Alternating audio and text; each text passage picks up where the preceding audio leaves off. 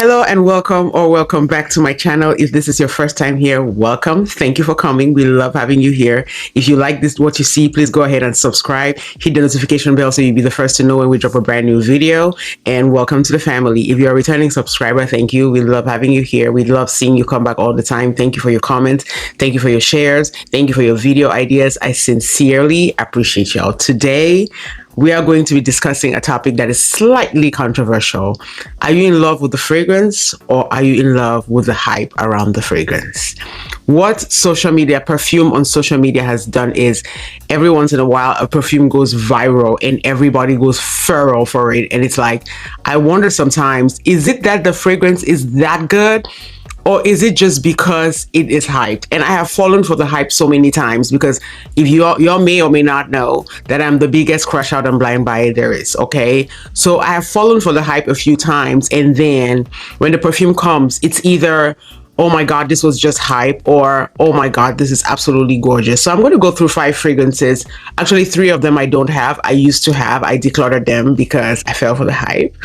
And the other 2 I do have. And we are just going to go through all of them and tell you how I feel about them. You may feel differently about them. You may completely disagree with my opinion on these perfumes, but then that's why they say perfumes are subjective. The way I feel about something is not gospel. So if you and I actually disagree, in the comment section, tell me what you feel about it. If you absolutely love a fragrance that I feel like, so what the heck? Put in the comment section, let's talk about it. I would not be offended. I actually like to have good conversations with you guys. As long as we disagree and not be disagreeable, it is still a fantastic conversation. So number 1, I am sure y'all will know where I'm going through with this. This was the most hyped fragrance in the last 10 years. And it's Baccarat Rouge 540.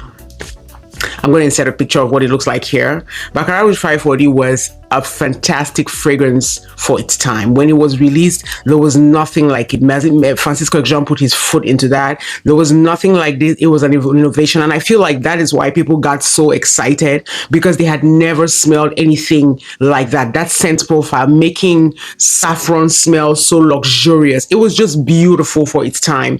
Not even till today, it's a beautiful fragrance. But to me, it smells more like a hotel. I want my house to smell like that. I really would love to walk into my house and my house smells like Baccarat Rouge 540. I don't want my skin to, I don't want to walk around smelling like that.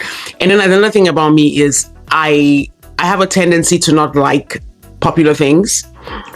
I have a tendency to shy away from something that everybody is doing. When it becomes a norm, I have a tendency of shying away from it. So I don't know whether my feelings about Baccarat Rouge 540 is because everybody smells like it, or it's because I just do not get it as a perfume. I get it as a house scent. I don't know what my real issue, I've not been able to diagnose what my real issue is with this perfume. But to me, I feel like people were buying the hype. They were not buying the perfume. Granted, when it came out, it was an innovative thing. It was new. It was, you know, it took the fragrance world by surprise. You know what I'm saying? And so many other perfumes have been made based on that DNA. So it did create a new path that a lot of other perfumers have followed down that path. I think that it is the most duped perfume ever. But it doesn't change the fact, to me personally, I can only state my opinion on this page. And to me personally, it was the hype. It was the hype. I'm sorry. So yeah, Baccarat Rouge 540 is the first one on this list. The second fragrance, I still don't have it. Well, go figure. The second for me is Creed Aventus. I'm going to insert a picture right here of what it looks like. Creed Aventus, to me, again, was one of those that when it came out, it was a brand new path. It brought a lot of excitement. But to me, Creed Aventus has become synonymous in my head as an F-boy perfume. Don't shoot the messenger, okay? It's like, maybe it's where I am for my age right now. It's just, I don't want to smell a man wearing Creed Aventus. Like, it's like a boy perfume. It's like a boy perfume. Like, my son is 15. Maybe when he turns like 19, and I pray he's not an F-boy at 19, but at 19, he's in his young age and he's doing his thing. I would buy that for him. But if I smell a man, a fully grown man with hair on his chest, smelling like Creed, it's like, babe, what we gotta do for you to grow up? What we gotta do? What has to happen for you to graduate from this phase? Because it's not giving what you think it's giving. It really is not. It's not giving what you think it's giving. It's giving failure to thrive. It's giving, I don't like it. So to me, people are buying the hype. People are buying it because people on Frack Talk say, oh, this is a panty dropper. And whoo, let me say this. There is no fragrance on earth that is going to make a real woman drop drawers for you. Okay? It might make them sit and listen to your conversation. And the conversation has to be interesting for them to stay. But baby, do not believe it when somebody tells you that if you take a bottle and spray it on your skin, it's just going to make somebody drop drawers for you. That person was going to drop drawers either way. They didn't like that perfume.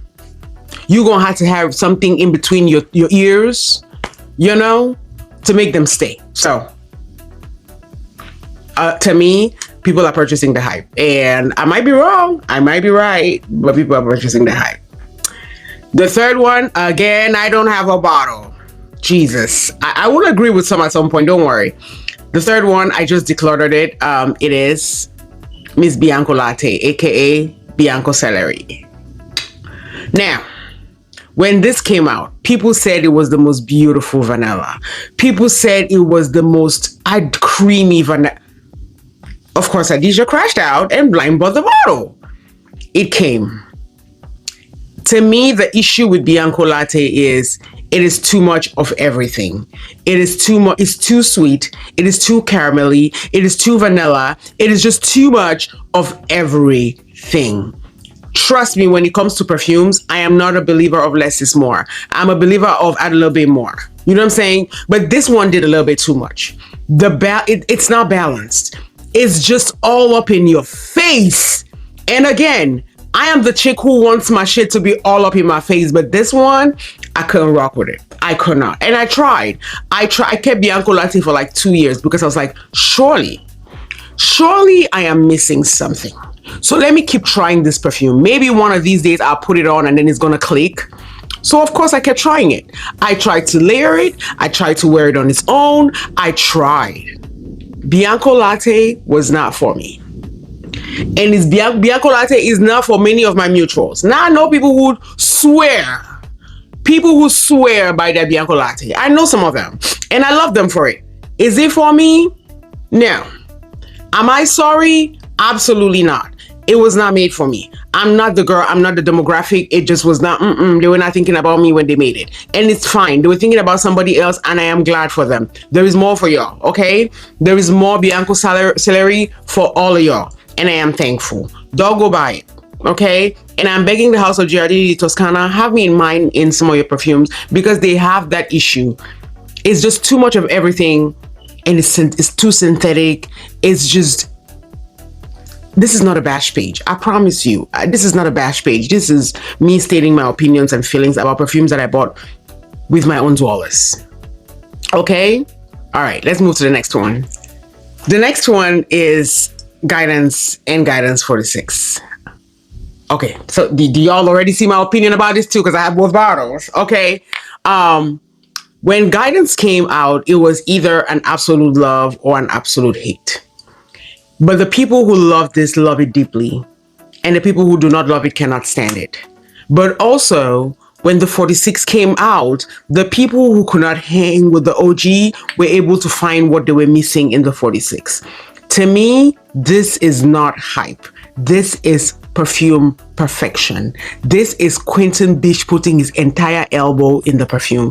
He did that. Like, he bodied this perfume. You know how in wrestling, somebody runs around and like jumps with their elbow on top of it? That's what Quentin Bish did on this one. He turned around and he jumped with his elbow into the thing. He mixed that thing. He put that thing down, flipped it, and reversed it when he made this. To me, there is artistry in this perfume. The way the rose is done. You cannot separate the rose from the nuts, from the incense. It's all blended to perfection. This is not hype. This is perfumery at its peak. I love. Do y'all see that I love this? Do I need to explain myself? Do I have some explaining to do? This is what perfumery. And so this to me is not I don't want to say this fragrance went viral. I want to say that this fragrance built its community, because to be honest, there are people who absolutely cannot stand this fragrance, and they made their opinions heard on the internet. And normally when somebody comes out and say I hate a fragrance, there's a chance that that fragrance flops in fragrance stock because people do not even sample it. But there are people who came and said they hated this, and others who sampled it and loved it. Was such a, I don't know, was such an equal discussion among both parties, to where people were still open to go out there and try it. And the people who went out there and tried it completely, like, they either fell in love with it or they didn't. But the ones that fell in love with it fell in deep love with it. And I'm one of those that fell in deep love with it, to the point where I have the OG and I have the 46. And would I get rid of either one of them? No. I remember when I got this one, I was like, oh, I'm going to do a giveaway and give away this one. But baby, I don't like y'all that much. I'm gonna keep both, okay? So yes, this to me, I did not purchase the hype. I purchased the perfumery. I purchased the quality. I purchased the scent profile. I purchased the longevity. I purchased the sillage. It was worth it for me. Finally, okay? Finally, another one that was hyped is Delina and all of its sisters. I have the Delina exclusive, so I'm going to talk about the exclusive. This to me was not overhyped. It was appropriately hyped, because this, it's another Quentin Beach creation. In case y'all don't know, I'm obsessed with Mr. Quentin. I want to meet Mr. Quentin at some point. So sir, I know you watch my videos. When you have time, pencil me in your calendar, because I want to meet with you. We need to, you know what I'm saying? But this powdery, incensey, rose, lychee, this is beautiful. This is absolutely beautiful. And I have said this more than once, that a study needs to be done. We need to gather a few men in a room for them to explain why they love this on a woman. And by the way, I heard that this is Snoop Dogg's signature scent, so a man can wear this too. This is such a beautiful, floral, girly incense. See, the incense is in the back of the glass. She's not showing her face at all. Very light on the incense. It also has oud in the base that grounds it. So it's such a good juxtaposition of different notes that balances it out to be such a fantastic fragrance.